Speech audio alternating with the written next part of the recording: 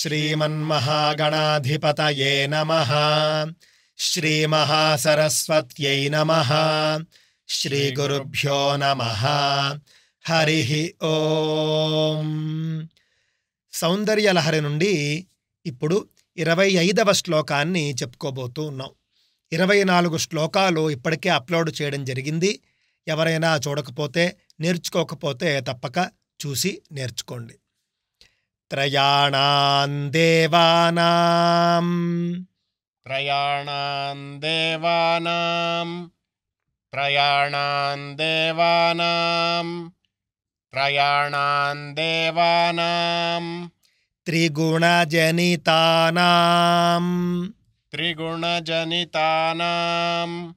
त्रिगुणजनितानां त्रिगुणजनितानां తవ శివే तव शिवे तव शिवे तव शिवे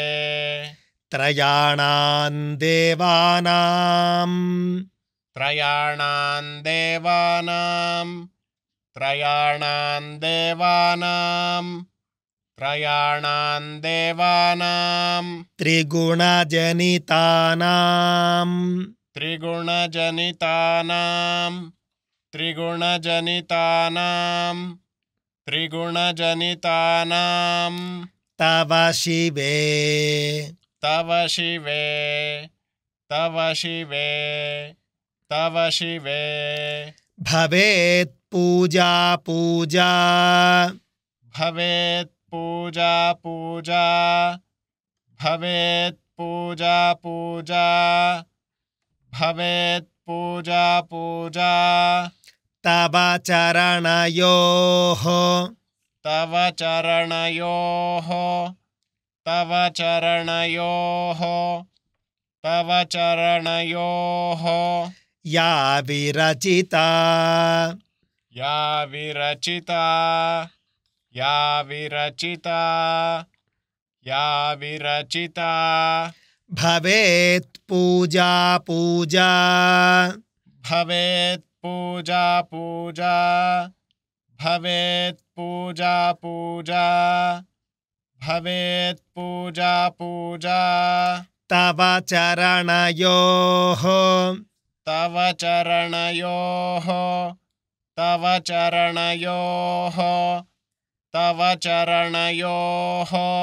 యా విరచితా या विरचिता या विरचिता या विरचिता తథా హి త్వత్పాద तथा हि त्वत्पाद तथा हि त्वत्पाद तथा हि त्वत्पाद ఉద్వహనమణి उद्वहनमणि उद्वहनमणि उद्वहनमणि పీఠస్య నికటే पीठस्य निकटे पीठस्य निकटे पीठस्य निकटे తథా హి త్వత్పాద तथा हि त्वत्पाद तथा हि त्वत्पाद तथा हि त्वत्पाद ఉద్వహనమణి उद्वहनमणि उद्वहनमणि उद्वहनमणि పీఠస్య నికటే पीठस्य निकटे पीठस्य निकटे पीठस्य निकटे స్థితాః యేతే శశ్వత్ स्थिता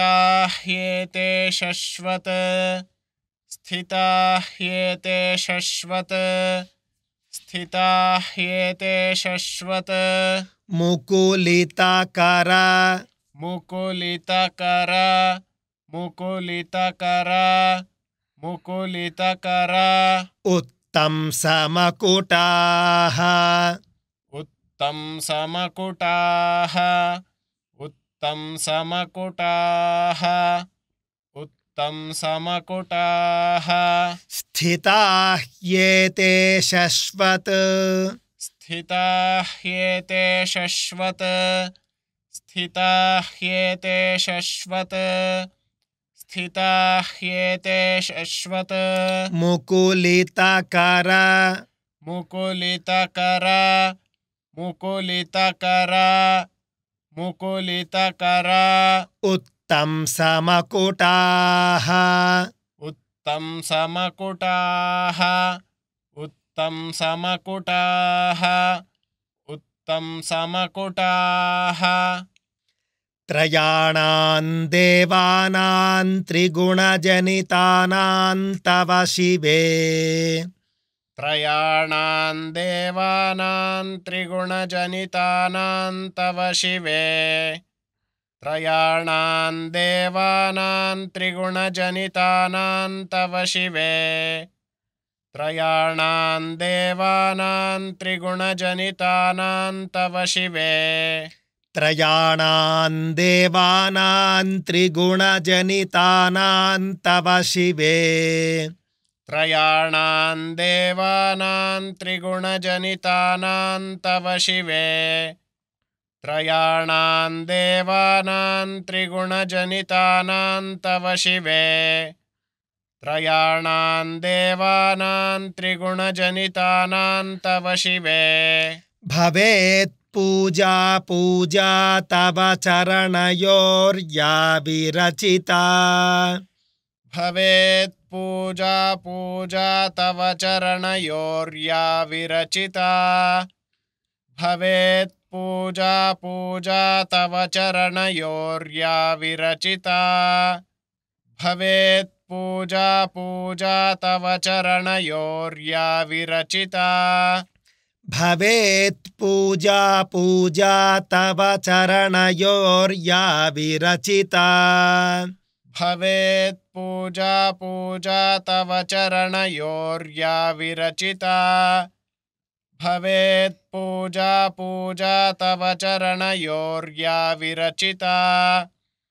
भवेत् पूजा पूजा तव चरणयोर्या विरचिता तथा हि त्वत्पादोद्वहनमणिपीठस्य निकटे तथा हि त्वत्पादोद्वहनमणिपीठस्य निकटे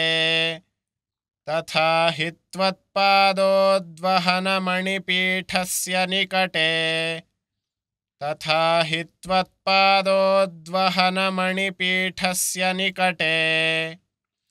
तथा हि त्वत्पादोद्वहनमणिपीठस्य निकटे तथा हि त्वत्पादोद्वहनमणिपीठस्य निकटे तथा हि त्वत्पादोद्वहनमणिपीठस्य निकटे तथा हि त्वत्पादोद्वहनमणिपीठस्य निकटे स्थिताः येते शश्वन्मुकुलितकरोत्तंसमकुटाः स्थिताः ह्येते शश्वन्मुकुलितकरोत्तंसमकुटाः स्थिताः ह्येते शश्वन्मुकुलितकरोत्तंसमकुटाः स्थिताः ह्येते शश्वन्मुकुलितकरोत्तंसमकुटाः स्थिताः येते शश्वन्मुकुलितकरोत्तंसमकुटाः स्थिताः ह्येते शश्वन्मुकुलितकरोत्तंसमकुटाः स्थिताः ह्येते शश्वन्मुकुलितकरोत्तंसमकुटाः स्थिताः ह्येते शश्वन्मुकुलितकरोत्तंसमकुटाः त्रयाणां देवानां त्रिगुणजनितानां तव शिवे भवेत् पूजा पूजा तव चरणयोर्या विरचिता तथा हि त्वत्पादोद्वहनमणिपीठस्य निकटे स्थिताः ह्येते शश्वन्मुकुलितकरोत्तंसमकुटाः ఉచ్చారణ చూసుకున్నట్టయితే త్రయాణాం దేవానాం త్రిగుణజనితానాం తవ శివే త్రయాణాం దేవానాం త్రిగుణజనితానాం తవ శివే భవేత్ పూజా పూజా భవేత్ పూజా పూజా తవ చరణయోర్యా విరచితా భవేత్ పూజా పూజా తవ చరణయోర్యా విరచితా తథా హి త్వత్పాదోద్వహన మణిపీఠస్య నికటే తథా హి త్వత్పాదోద్వహన మణిపీఠస్య నికటే తథా ఒత్తు చెప్పాలి. త్వత్పాదో అన్నప్పుడు మధ్యలో తు అనేది స్పష్టంగా వినిపించేట్టుగా చూసుకోవాలి. ఒక్కొక్కసారి అది వినిపించకుండా మనం చెప్పేస్తూ ఉంటాం. తథా హి త్వత్పాదోద్వహన మణిపీఠస్య నికటే స్థితాహ్యేతే స్థితాహ్యేతే శశ్వన్ముకులిత కరోత్తం సమకుటాః